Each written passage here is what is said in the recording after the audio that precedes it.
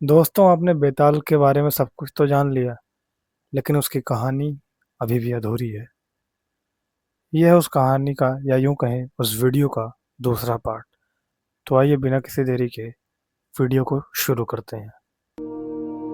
दोस्तों, निकेश ने बताया कि जब वो उस पुजारी को, जो उनके गांव में था, उस पुजारी को सारी बात बताते हैं, तब उनके गांव का पुजारी उन्हें एक पता देता है। जो पता था, वहाँ से 5 से 7 गांव लगभग छोड़ के एक शिव मंदिर का।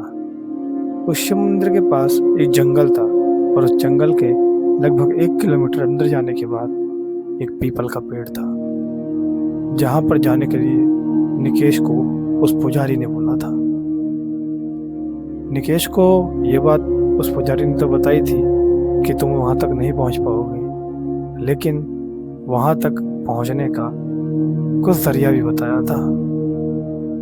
निकेश को उस पुजारी ने कहा था कि तुम जब भी सफ़र करना, दिन में ही सफ़र करना, और रात में कहीं भी अगर रुकना हो तो ऐसी जगह रुकना जो जगह भगवान से जुड़ी हुई हो। और उस पुजारी ने निकेश को काल भैरव का एक मंत्र भी दिया था। उन्होंने बताया था कि जब भी तुम्हें ऐसा लगे कि वो बेताल तुम्हारे ऊपर हावी हो रहा है या हो सकता है, तो तुम इस मंत्र का उच्चारण करना।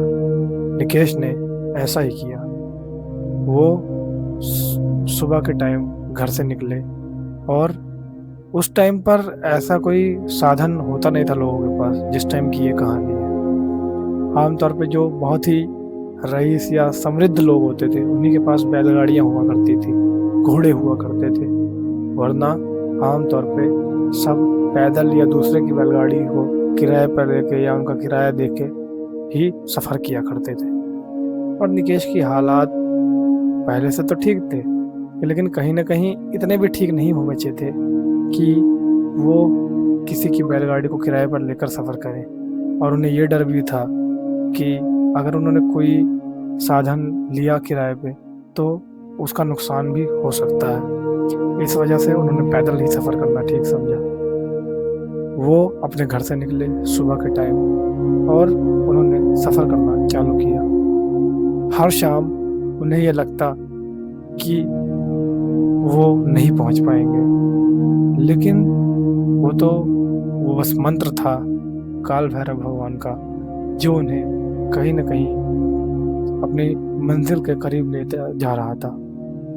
हर बार जब भी उन्हें शाम होने से पहले कोई भी मंदिर दिखता, तो वो वहीं रुकते और वहीं आराम करते।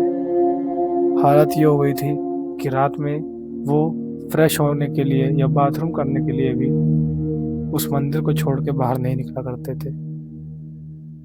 3 से 4 दिन बीतते हैं, और अंत में निकेश उस शिव मंदिर पर पहुंचते हैं जहां पर उन्हें बोला गया था।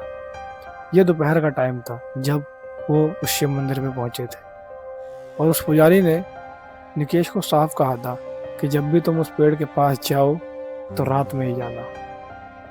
हालांकि ये सुन के थोड़ा तो निकेश को डाउट हुआ था कि इन्होंने पूरा सफ़र मेरे को दिन में करने के लिए बोला है, लेकिन उस पेड़ के पास जाने के लिए रात में क्यों बोला जा रहा है।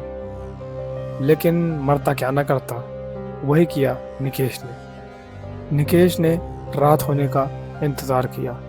रात होते ही जैसे ही निकेश उस तरफ निकले और उन्होंने ज़ोर ज़ोर से मंत्र का उच्चारण शुरू किया, उन्हें ऐसा लगा कि शायद कोई चीज़ है जो उस बेताल को उनके ऊपर हावी होने से रोक रही है। जब वो मंत्र 1-2 सेकंड के लिए बीच में रोक भी रहे हैं, तब भी वो बेताल उन्हें इफेक्ट नहीं कर पा रहा है। तो इस चीज़ को नोटिस करते हुए उन्होंने मंत्र का उच्चारण जो है वो बंद कर दिया, और उन्होंने तभी नोटिस किया कि जिस बेताल का उनके ऊपर साया था, या जो उन्हें परेशान कर रहा था, या जो उनका यूज़ कर रहा था, वो कहीं ना कहीं उनको इफेक्ट नहीं कर पा रहा था। अब ये सब देखते हुए निकेश थोड़े से बेफिक्र हो गए, और जब वो उस पेड़ के पास पहुंचे तो जैसा कि उस पुजारी ने बताया था